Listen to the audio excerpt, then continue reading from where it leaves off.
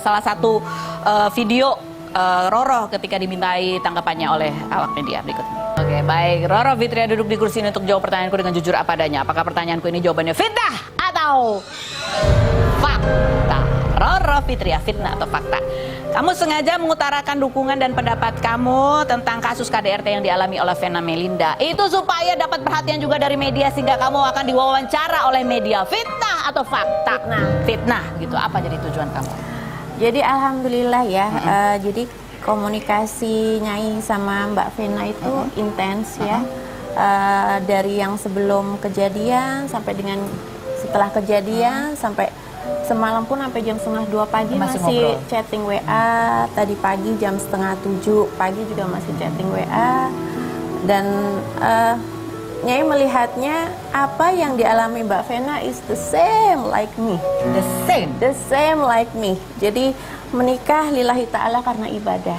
Tidak memikirkan background kawin cerainya, tidak memikirkan settle atau tidaknya, pure karena ibadah. Terus sang lelaki juga selalu mendalil-dalilkan agama. Ternyata in the fact seperti itu. Jadi ya apa yang Mbak Vena rasain, Nyai amat sangat tahu.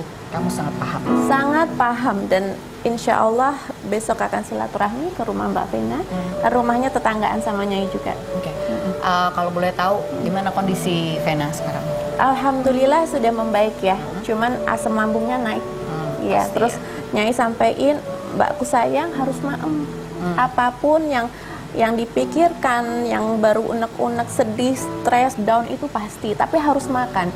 Dengan makan, dengan sehat fisik, insya Allah kesehatan mentalnya akan juga membaik. Membaik. Gitu ya. Gitu. Terus, kamu sempat tanya nggak sama Vena? Ini kan banyak mendapatkan perhatian publik. Ada yang mendukung pastinya, tapi ada juga yang kemudian menganggap ini dengan komen-komen yang seolah-olah ini tidak, tapi lebih fokus kepada hal yang lain gitu yang mereka komen. Contohnya? Contohnya misalnya, makanya genit sih, pamer-pamer kemesraan sih di media sosial. Atau ada yang menyalahkan, udah tahu dia itu punya latar belakang begini, masa sih nggak dengerin orang? Jadi seolah-olah jadi kayak menyalahkan gitu. Sempat tanya gitu nggak ke tidak perlu ditanyakan pun, Nyai sudah tahu. Persis sekali yang Nyai rasain. Jadi Nyai juga disampaikan di awal kan, udah tahu kawin cerai ngapain mau, udah tahu belum settle ngapain mau, udah tahu semua prosesi pernikahan resepsi dari effort yang wanita, kenapa mau? Nah jadi Nyai menganggap ya benar-benar pure ini kejadian musibah dari Allah SWT. Kalau boleh tahu kan kamu bilang kamu bisa berempati karena kamu mengalami hal yang sama. Betul. Banyak kesamaannya gitu. Kamu sendiri ketika berada di posisi itu karena niatnya baik, tanpa melihat latar belakang dan lain sebagainya, tiba-tiba ternyata terjadi hal yang buruk kepada kamu. Apa yang paling berat gitu ya buat kamu berkaitan dengan ya itu tadi, orang yang ngerasa sudah mengingatkan kamu, kan gitu, udah dikasih tahu. Ada apa yang kamu rasakan? Kalau niatan ibadah menikah itu pure karena cinta kasih, ya ini berarti memang qadarullah, takdir dari Allah yang harus kita jalani. Kalau memang endingnya tidak baik, ya sudah. Dan memang harus harus punya prinsip.